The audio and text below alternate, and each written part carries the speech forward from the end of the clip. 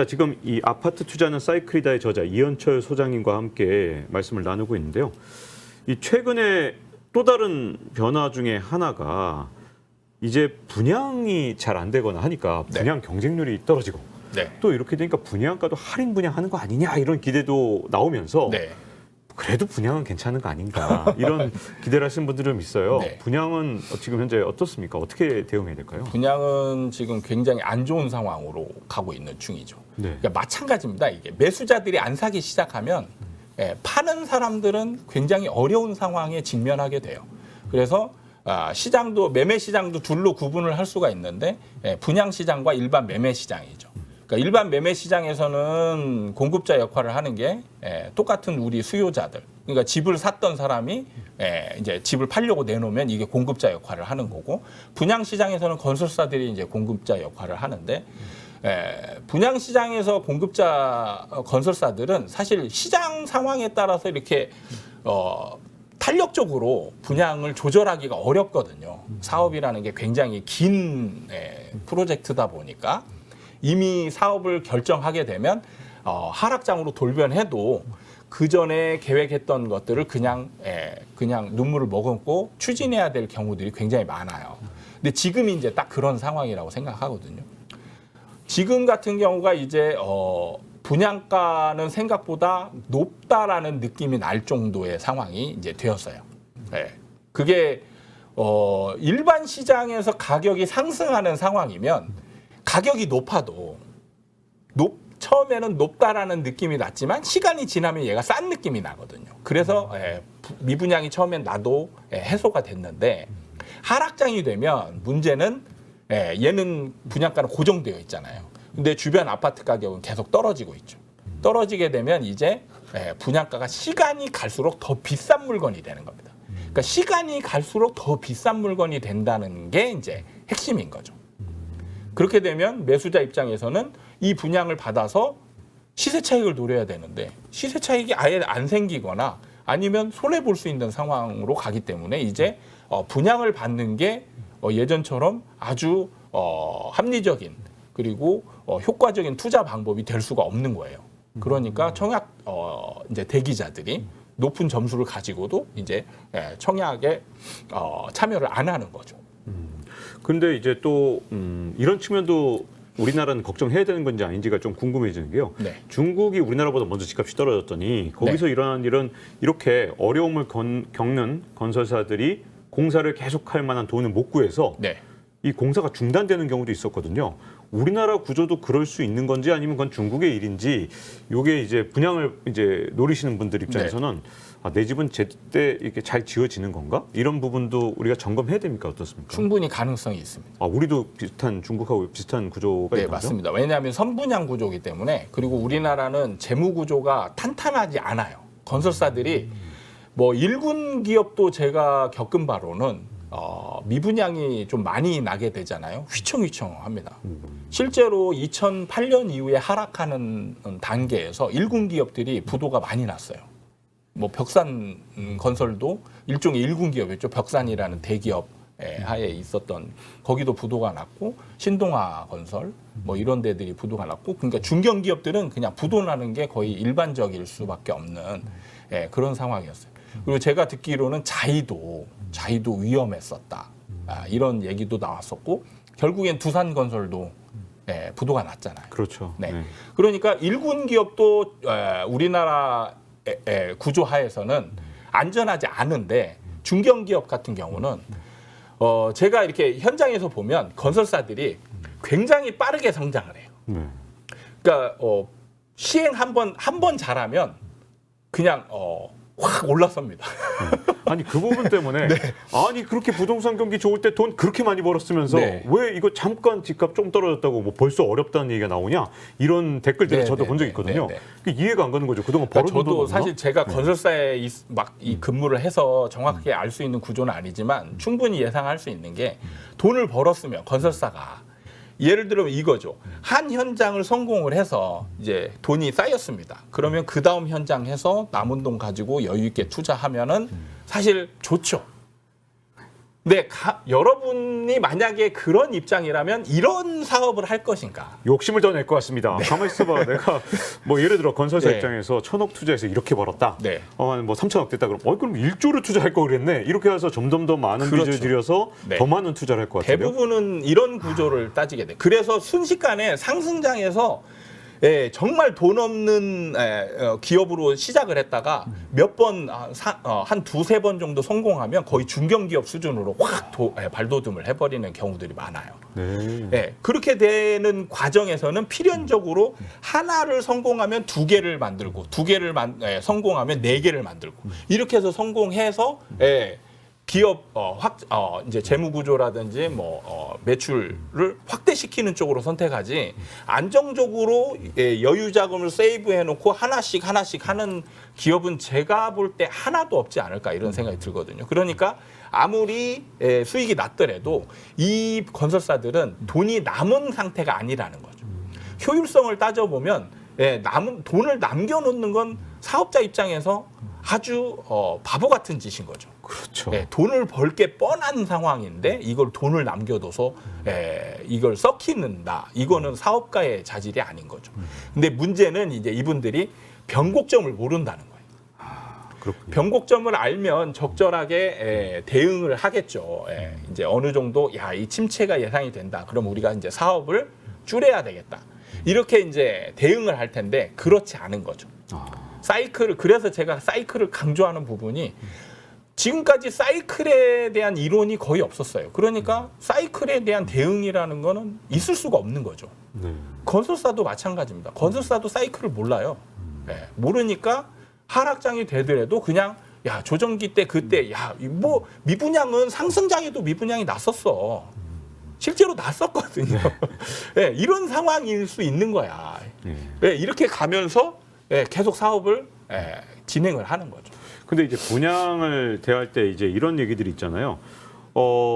아무리 뭐 집값이 사이클이 있어도 저기는 호재가 장난이 아니게 많아. 저기는 뭐 GTX도 들어서 뭐 지하철도 들어서 뭐 주변에 상가도 들어서 병원도 있어. 뭐 이런 식으로 저기는 투자해도 돼. 저기는 분양을 받아도 돼. 이렇게 분양에 대해서 이 지역은 달라. 이런 게 더 먼저입니까? 아니면 사이클이 먼저입니까? 사이클이 먼저죠. 왜냐하면 이렇게 생각하시면 됩니다. 제가 옛날에 무덤이 주변에 있는 아파트를 팔았었어요.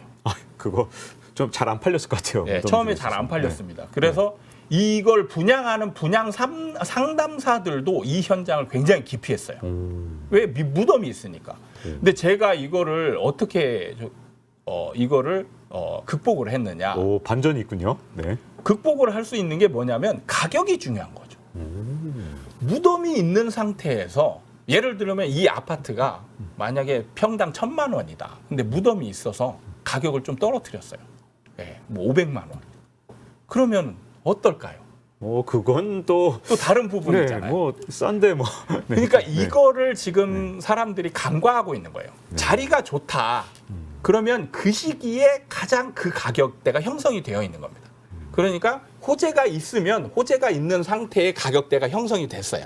그런 다음에 여기서 이제 더 이상의 호재가 작용하지 않고 이제 하락을 하게 되면 이때부터는 이제 조금 굉장히 그 기대를 부풀렸던 여러 가지 작용들이 이제 약간의 악재로 작용을 하게 돼요. 예를 들면 GTX 신호선 같은 경우 이제 할 때 인도건이 난리가 났었잖아요. 그럼 지금 인도건이 신호선은 계속 진행되고 있고 호재도 여전한데 가격이 지금 뚝 떨어졌단 말이죠. 그러니까 호재가 여전히 있는데도 불구하고 가격이 떨어져요. 근데 여기서 이제 어떤 얘기들이 나오냐면 신호선이 이제 기간이 연장된다더라. 뭐 이런 뉴스들 하나 나오면 이게 엄청난 악재로 작용하는 거죠. 그러니까 시장에서는 제가 볼 때 이렇게 봅니다. 모든 현상은 호재와 악재가 사실 같이 있어요. 같이 있는데 상승장에서는 악재는 얘기를 해봤자 전혀 먹히지가 않습니다. 그러니까 예를 들어서 이겁니다. 뭐 비노선을 만약에 예를 든다면 송도를 예를 들 때 이거죠. 송도 비노선이 이제 그 예비 타당성 통과해가지고 막 이제 호재가 생겼어요. 그래가지고 이제 막 가격이 올라갑니다. 올라가는 도중에 이제 이 노선이 사실은 수익성이 그렇게 높지 않아서 그다음에 뭐 공사하는 구간에 문제들이 좀 있다. 그래서 공기가 연장될 가능성이 있다. 그래서 이 뉴스를 가지고 이제는 좀 위험하지 않냐라고 한다면 사람들이 이걸 뭐라고 하냐면 집값이 계속 상승하고 있잖아요. 이런 거는 아무런 문제가 되지 않는 거예요. 악재로 전혀 작용하지 않습니다. 그래서 사람들은 호재만 보는 거예요. 근데 이게 이제 하락장으로 돌입하고 나니까 이제 호재는 그대로 있잖아요. 호재를 얘기해봤자 이제 사람들이 믿질 않는 거죠. 네. 근데 지금 같은 경우는 이제 악재는 굉장히 크게 반응을 해요. 네. 그게 그러니까 시장 상황이 더 중요한 게 항상 시장 상황에 따라서 사람들의 반응이 다 달라진다는 얘기죠. 똑같은 얘기를 가지고 해석을 하는 게 달라지는 거예요. 네. 자, 그리고 이렇게 미분양이 사실 속출할 때 뭐 그때 과거에 집값 하락기 때 제가 저도 이제 경제부에 있으면서 취재를 해보니까 그런 일들이 참 많더라고요. 분양 안 되네. 그리고 처음에는 버티지만 건설사들이 나중 가면 이제 할인해서 팔기도 하고 그런 것들 그런 물건에 대해서 관심을 가질 필요가 있을까요? 어떨까요? 저는 관심을 갖지 말라고 얘기를 합니다. 아, 그런 경우에도 막 할인을 막 해주는데도 건설사에서요? 네. 일단 원칙적으로는 저는 관심을 배제하고 다른 물건을 살 수 있으면 사라 이렇게 얘기를 하는 이유가 뭐냐면 많은 분들이 할인에만 포커스가 맞춰져 있다라는 거예요. 네, 그렇죠. 예를 들어서 1억 원 하던 거에 20% 할인해서 8천만 원. 20% 싼데? 이렇게 생각해요. 왜 할인이 되는가는 세밀각을 안 하는 거죠. 근데 그 살 때 돼서 가보면 이제 왜가 나와요. 그때. 안 팔리는 물건인 거죠. 네. 안 팔리고 비싸니까. 비싸니까. 그러니까 할인을 해도 예를 들면 이겁니다. 여러분들은 40% 할인한다. 그러면 저거 빨리 가서 사야지 이렇게 할 거예요. 근데 막상 가서 가격을 살펴보고 비교를 해보면 이게 40% 할인한 게 맞아? 이런 느낌일 거예요. 그게 뭐냐면 주변 아파트 가격하고 비교해보면 싸지 않습니다. 건설사는 제가 지금까지 분양을 하면서 주변 아파트 가격보다 싼 가격의 분양가를 책정한 경우를 제가 한 번도 못 봤습니다. 그렇군요. 약간 높게 아니면 좀 높게 많이 높게 그리고 여러 가지 편법을 써서 이 가격을 약간 희석화시키는 그러니까 할인을 그냥 30% 40% 할인하는 경우도 있는데 여러 가지 편법을 씁니다. 예를 들면 뭐 대출을 받게 해서 대출을 5년 동안 이자 지원을 해줄게. 그래서 이 금액을 합하면 이만큼의 할인 혜택이 있어. 이렇게 하고 인테리어 지원비, 취득세 지원비 이런 식으로 이렇게 지원을 해주는 거예요. 그래서 명목상으로는 원가에 판매를 합니다. 판매를 하는 대신에 암묵적으로 이렇게 할인을 들어가는 경우가 있어요. 이거는 왜 그러냐면 원분양자들을 일종의 속이는 행위거든요. 아, 그렇죠. 먼저 분양받은 분들은 정가에 분양을 받았는데 나중에 할인하면 그렇죠. 지금 나만 손해봤네 이렇게 분노하신 분들이 생길 거니까요. 그래서 뭐 할인을 하거나 이럴 때 건설사들이 할인을 쉽게 못하는 이유가 원분양자들 때문에 그래요. 원분양자들이 할인 분양을 조금이라도 하게 되면 득달같이 모여서 딱 이제 바리케이트 치고 할인 이제 분양을 못하게 막거나 뭐 이런 현상들이 이제 많아지죠. 방해를 하죠. 그러니까 건설사들은 이게 이제 가장 고민이에요.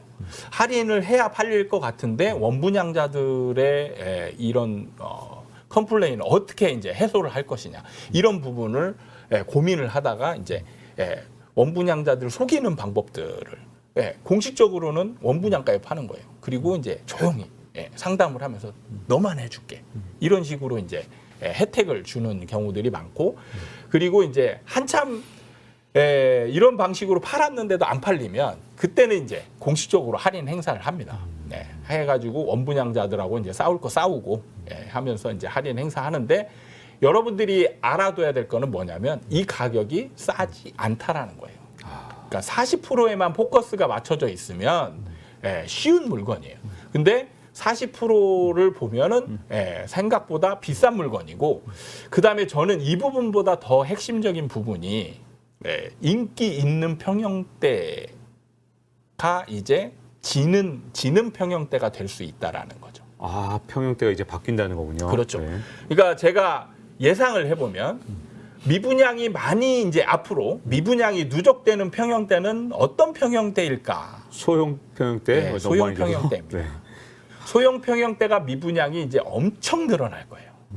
그러니까 인기 있을 때 그쪽으로 집중하거든요. 근데 그게 누적돼서 많이 팔리니까 이제는 이제 희소 가치가 아예 없어요. 오히려 이제 지금은 시장 참여자들은 모르지만 초과 공급 상태입니다. 근데 가수요가 생겼기 때문에 그걸 소화하니까 모르는 거예요. 근데 1인 가구 늘어난다. 네. 그다음에 결혼해도 애를 안 낳는다. 그러면서 이제는 큰 집보다 소형을 더 좋아한다. 이렇게 많았거든요. 네, 근데 네. 그거보다 공급이 더 먼저다는 얘기인가요? 그런 말씀? 이게 누적된 효과가 더 큰 거예요. 왜냐하면 1인 가구, 2인 가구가 늘어나는 정도도 있잖아요. 그리고 이게 계속 늘어나는 건 아니잖아요. 그렇죠. 어느 정도 수준이 되면 멈추거든요.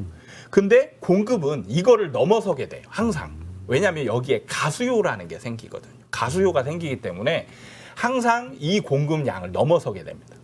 그래서 일정 기간 정도 이런 현상이 지속되면 항상 시장 참여자들은 절대 몰라요. 왜냐하면 가수요로 인한 이제 수요에 의해서 소화가 되는 현상이 나타나기 때문에 이게 가수요인지 진짜 수요인지 전혀 구분할 수가 없거든요. 그래서 이게 초과 상태인지 모르는데 하락장 때 이게 표출이 됩니다. 그래서 하락장 때 뭘로 표출이 되냐? 미분양으로 표출이 되는 거예요. 그래서 지금 미분양 통계치를 보잖아요. 소형이 절대적으로 많습니다.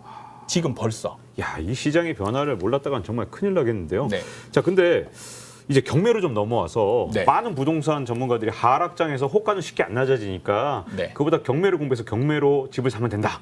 이렇게 말씀하신 경우가 되게 많거든요. 네, 네. 자, 경매는 앞으로 그럼 좀 유효합니까? 경매로 집 사는 건? 사실 경매로만 보면 사실 좋은 투자 상품이긴 투자 방법이긴 맞아요. 맞는데 저는 여기서 효율성을 좀 따져봐야 되지 않나 이런 생각이 들거든요. 예를 들면 경매 하나를 얻기 위해서 10명이 참가를 합니다. 그러면 10분의 1이죠. 네. 여기서 1등만 당첨되고 나머지 9명은 들러리거든요. 그렇죠. 이분들은 아무런 혜택을 얻을 수 있는 게 아니고 오히려 이분들은 시간 낭비, 돈 낭비거든요. 근데 자, 여기서 100명이 입찰을 해요. 그러면 이제 1%죠, 1%. 예, 100대 1이잖아요. 그러면 99명이 이제 들러리를 쓰는 거죠. 그 다음에 1000명이 입찰을 해요. 그렇죠. 근데 지금 항상 우리는 이 구조로 가고 있는 거예요. 제가 가장 이제 유튜브를 보면서 걱정하는 부분이 바로 이겁니다. 그러니까 유튜브가 어떤 이제 그 유망한 직종이나 뭐 이런 거, 뭐 엔잡 이런 거 막 나오잖아요. 그럼 누가 이런 걸로 돈을 벌었다. 이렇게 막 이제 막 이렇게 인터뷰하고 홍보하고 다니고 그러면은 일반인들이 그 업종에 막 뛰어들죠. 공부해가지고 뛰어듭니다. 그럼 이 사람들이 다 이 사람처럼 성공하느냐? 거기에 90% 이상이 다 망하는 거죠. 왜 망하는지를 알아야 되는데 그 사람들이 그걸 모르는 거예요. 이런 거는 딱 일정 정도 파이만 성공할 수 있는 구조를 가지고 있는 겁니다. 경매는 무조건 1등만 성공하는 거고 나머지는 다 실패하는 거예요. 그러면 경매 공부를 많이 하면 할수록 이 내가 실패하는 쪽에 설 확률이 훨씬 더 많아지는 거죠. 그러겠네요. 시장 참여자들이 많아지면. 그래서 제가 실제로 시장에서 이 경매하는 사람들을 많이 봤는데 얻은 게 없어요. 그러니까 옛날 고수들은 물건을 이제 볼 줄 아는 눈이 생겨서 많은 경험을 통해서 시행착오를 거쳐서 옛날 경매 고수들은 이런 걸 정말 잘합니다. 근데 지금 들어간 사람들이 그 사람들하고 똑같은 행동을 할 거라고 착각을 하면서 공부를 하는 거예요. 이 경매도 결국은 한계가 많군요. 이 하락장에서 그렇게 쉬운 방법은 내 집 마련하려는 그런 분들이라면 좀 그러니까 수월한 저는 건 아니다. 일반인들 같은 경우는 이걸 중점적으로 핵심적으로 봤으면 좋겠어요. 뭐냐면 경쟁률. 그러니까 어느 한 사람 어느 일부분만 혜택을 보는 방법. 이거는 일반인들 입장에서는 선도적인 사람이라면 할 만한 거죠. 근데 일반인들 입장에서 누구나 나까지 내가 관심 없었는데 나한테 기회가 왔다. 이런 사람은 늦었다라고 생각하시면 돼요. 그래서 효율성 면에서 엄청 떨어진다. 근데 제가 사이클을 강조하는 이유가 뭐냐면 사이클은 배우면 경쟁자가 필요 없습니다. 왜냐하면 널려 있거든요. 내가 공부만 하면 언제든지 내가 사고자 하는 가격에 사고자 하는 돈으로 충분히 뭔가를 할 수 있거든요. 효율적인 면에서 완전히 차이가 나는 거예요. 그래서 경매가 굉장히 좋은 투자 방법임에도 불구하고 제가 경매를 말리는 가장 큰 원인 중에 하나가 효율성이 너무 떨어진다. 네. 그리고 옛날 고수들이 다 잡고 있는 시장이다. 네, 알겠습니다. 자, 이렇게 분양과 경매로 과연 집을 마련한 건 어떤 영향을 미칠까에 대해서 좀 집중적으로 알아봤고요.